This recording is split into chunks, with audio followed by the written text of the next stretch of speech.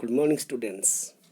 Today we are going to discuss the second part of the chapter, our constitution. In the previous period, we have discussed about the rule of law and the constitution, and why do we need constitution and the different and what is the purpose of the constitution. We also discuss the purpose, like the number one purpose, define the nature of the country's political system, provide certain significant guidelines that help in decision making, and the constitution lays down rules and provide safeguard misuse of power and abuse of authority, guards our national interest, guarantees certain rights based on equality. We have discussed, but today we are discussing what is the vision and the value of the Indian Constitution. The Constitution of a country reflect its distinctive features,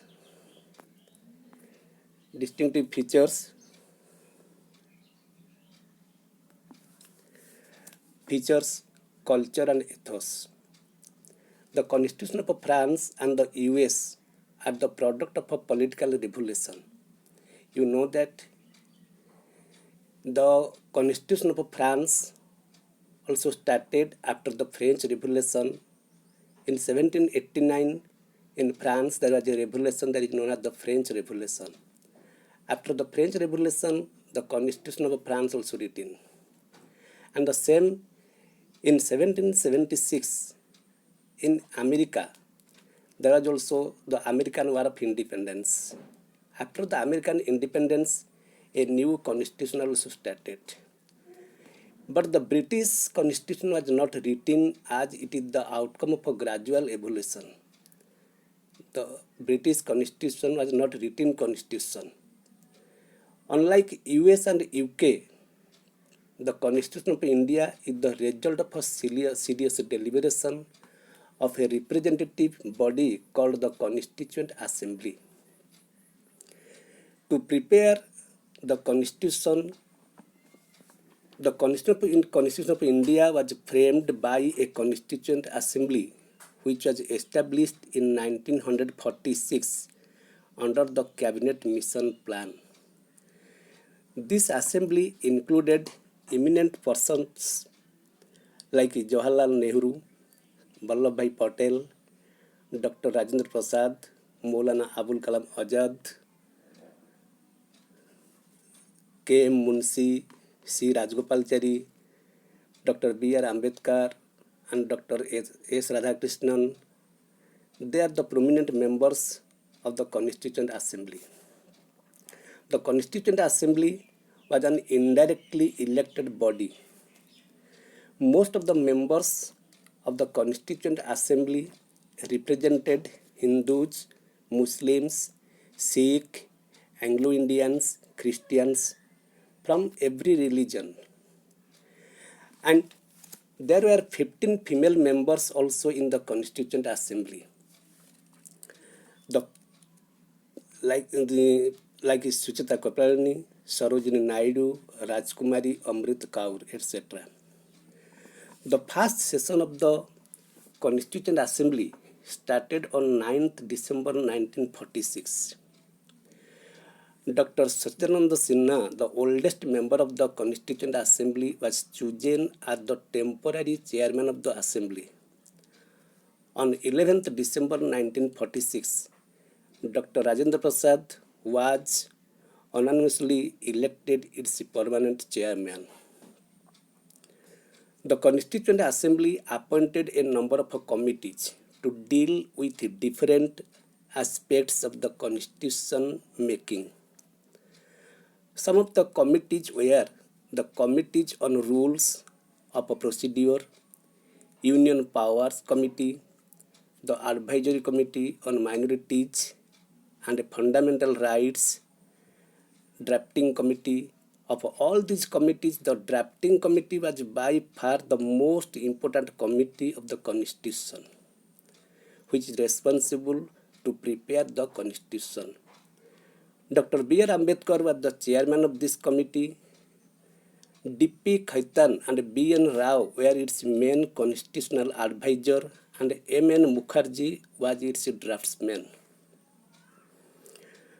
The assembly started its discussion on the draft of the constitution prepared by the drafting committee in November 1948 and passed it on 26 November 1949. It took 2 years, 11 months and 18 days to complete its work.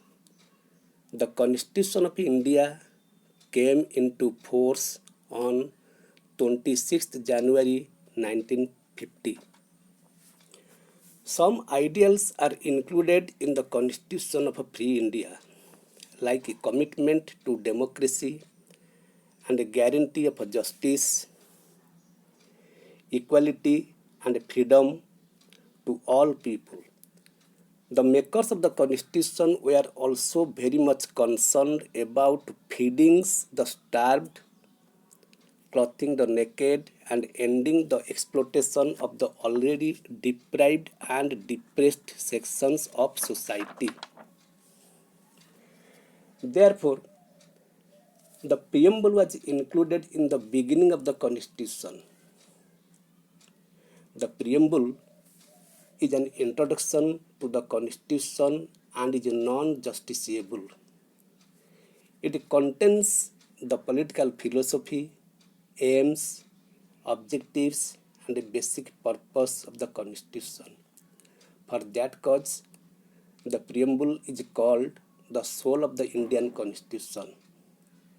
The courts regard it as a key to interpret the Constitution. The preamble of the Indian Constitution. In the preamble, the justice, liberty, equality, fraternity, and sovereign, socialist, secular, democratic republic, these things also added in our preamble. In our Constituent Assembly, this 26th day of November 1949, do hereby adopt, enact, and give to ourselves this Constitution. Let us study some of the salient features of the Indian Constitution that have been incorporated to achieve our national goals given in the preamble. The founding fathers of the Indian Constitution tried to incorporate the principles cherished by the leaders of the freedom struggle.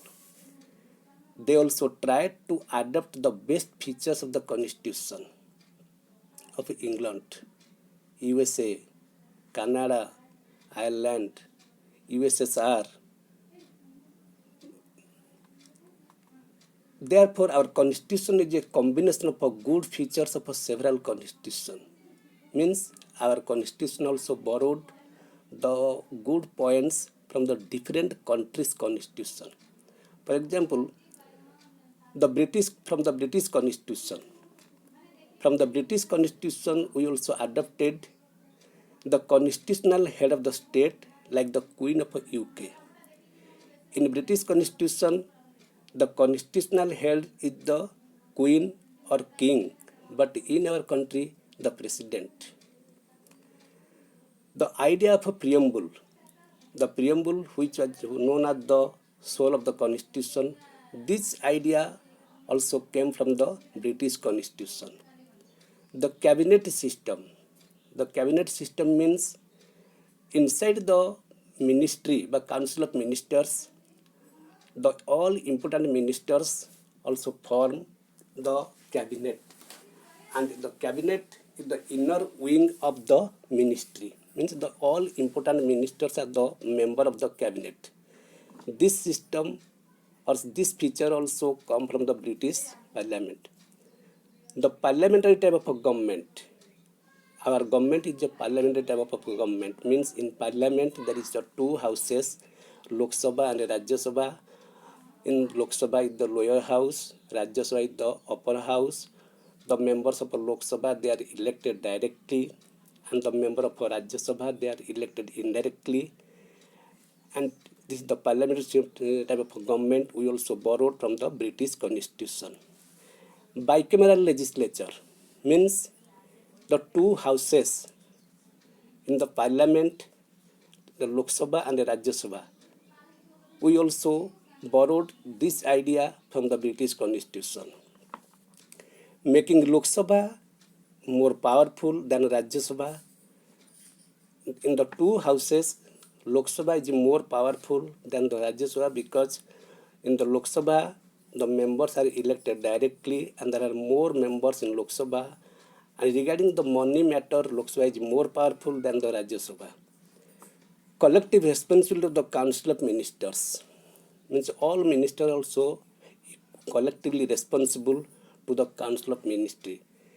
Lok Sabha Speaker in our country, a speaker also choose among the candidates from the MPs, and he the Speaker of the Lok Sabha. This idea or this feature also came from the British Constitution. The privilege of the member of Parliament. These things we also borrowed from the British Constitution. And from American Constitution, we also borrowed many things. Written Constitution.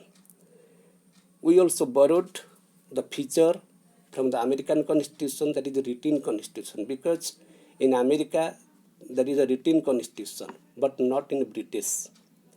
The federal system. The federal system means the government is divided into three levels. That is the central government or union government. For the state, that is the state government, and the local government. This is known as the federal system. We also borrowed this system from the American Constitution.